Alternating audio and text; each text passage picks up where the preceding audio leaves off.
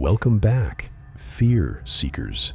You've just entered the haunted world of Ghost Boy, where every shadow tells a story and every whisper holds a secret. Tonight we delve into a tale that will chill your bones and keep you up at night. As darkness falls, remember, not all stories end when the lights come on. So, grab your courage, turn off the lights, and prepare to be unsettled. This is Ghost Boy, and the darkness is about to reveal its secrets. 1. The Haunting of Grayfield House. In the small, sleepy town of Grayfield, Connecticut, there stood an old Victorian house, known to locals as the Grayfield House. For years it had been abandoned, its windows boarded up and a thick layer of dust covered its once grand facade. No one dared to enter it until Sarah and her family moved to town. The Grayfield House was available for rent at an impossibly low price, and Sarah's family couldn't pass it up. From the moment they stepped inside, strange things began to happen. At first, it was subtle.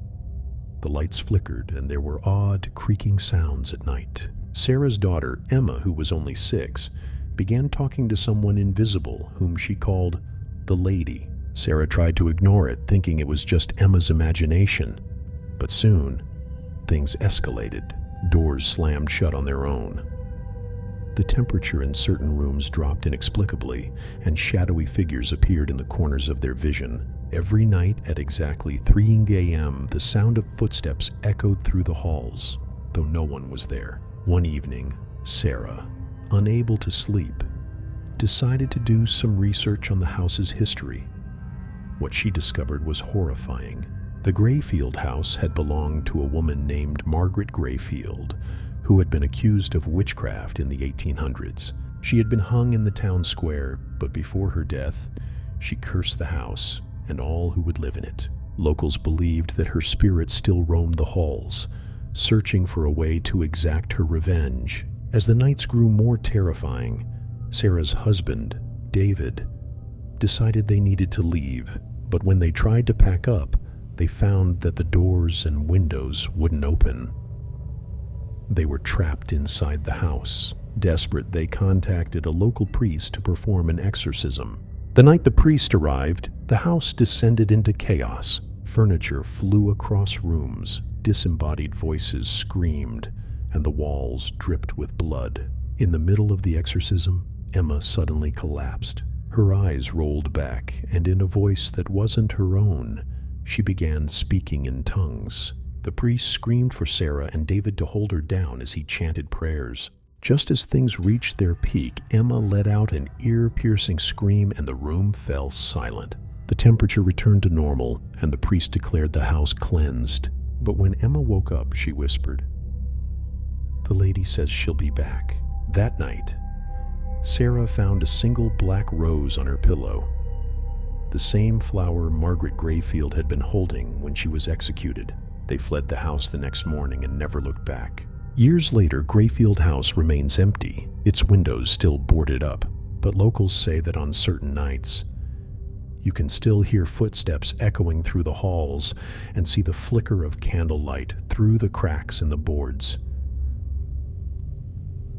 The Forgotten Hiker. Every summer, eager hikers would travel to the Appalachian Mountains in hopes of experiencing nature's raw beauty. But few ventured into the more remote sections of the trail, especially after the infamous case of the Forgotten Hiker. Tom, an avid adventurer, had always been drawn to the wilderness. When he heard rumors of a hidden trail deep in the Appalachian Mountains, one that wasn't on any official map, he knew he had to find it. Locals warned him against it, saying that people who had wandered onto the trail often disappeared, never to be seen again. But Tom was undeterred. He loved a challenge, and he believed he could handle anything nature threw at him.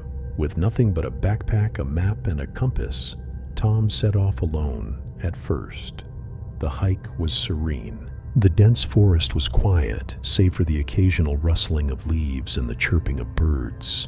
But as the hours passed, the woods became darker, the trees closer together, as if the forest itself was trying to swallow him soon.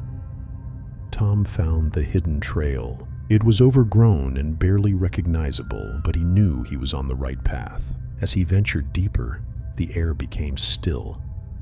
The sounds of the forest ceased, and an overwhelming sense of dread washed over him. Suddenly, Tom heard footsteps behind him. He spun around, expecting to see another hiker, but there was no one there. He brushed it off as paranoia and kept moving. But the footsteps returned, this time louder, closer. He started walking faster, glancing over his shoulder every few minutes, but still saw nothing. The trail began to narrow, and the trees around him grew unnaturally tall, blocking out the sunlight. Tom felt like he was being watched, though he couldn't shake the feeling that whoever, or whatever it was, wasn't human. As night fell, Tom set up camp. Though he couldn't shake the feeling of being watched, he barely slept, disturbed by strange noises coming from the woods, whispers, the snapping of twigs, and those relentless footsteps. By the third day, Tom was completely disoriented. His compass spun wildly, and the trail he had been following seemed to disappear. Desperate, he retraced his steps, but the landscape seemed to change around him, as if the forest itself was alive. Trapping him on the fourth day, Tom found something chilling.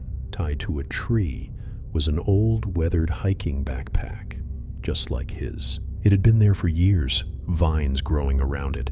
Inside the pack was a map, identical to his own, and a journal. The entries in the journal were sporadic at first. Descriptions of the beautiful hike, the peaceful solitude. But as the pages went on, the writing became erratic, desperate, filled with stories of footsteps, whispers, and an unseen presence. The last entry was a single haunting sentence.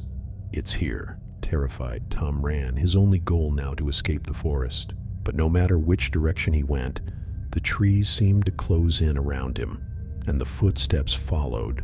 On the seventh day, Tom's journal ended abruptly. A year later, a group of hikers found Tom's abandoned campsite.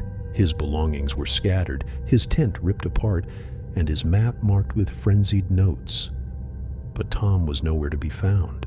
All they found was his journal, the final entry reading, "I am not alone." Locals say the trail still exists, hidden deep in the mountains, waiting for its next victim, the midnight caller. It was a cold, rainy night in the heart of New York City when Mary received the first call. It was just after midnight, and the voice on the other end was low and garbled, almost as if it were being run through a voice modulator. "Is this Mary?" the voice asked. Mary hesitated. "Yes." "Who is this?" the voice chuckled, a deep, eerie sound. "I know what you did, Mary. I know your secret." Chills ran down Mary's spine. She hung up, thinking it was a prank call. But the calls continued every night, always at the same time, 12 till 1 a.m. Each night the voice became more sinister, revealing details about her life that no stranger should know. It knew about the affair she'd had years ago, the lies she'd told to her friends and family, and even the private thoughts she had never shared with anyone. She reported the calls to the police, but there was little they could do. The calls were untraceable, coming from blocked or unknown numbers. Desperate, Mary changed her phone number, but the calls continued. No matter what she did, the voice found her one night. The voice grew even more terrifying. "I'm closer than you think, Mary. You'll see me soon." Terrified, Mary installed security cameras around her apartment and kept a knife by her bed. But the next night, the voice said, "Nice cameras, Mary. They won't save you." That night, Mary didn't sleep. She sat in her living room, gripping the knife, waiting for something, anything to happen. But the hours passed in silence. Finally, at dawn, she dozed off, exhausted from the fear and lack of sleep. When she woke up, she found a note taped to her front door. It read, "I was inside your apartment last night, and remember, the next time you hear something strange in the night or feel like you're not alone, you just might be right. If you enjoyed tonight's story, make sure to hit that like button and share it with someone who dares to listen. Don't forget to subscribe and turn on notifications so you never miss the next terrifying tale. Have a horror story of your own? Drop it in the comments below. Who knows, it might be featured in a future video. This is Ghost Boy signing off. Stay haunted.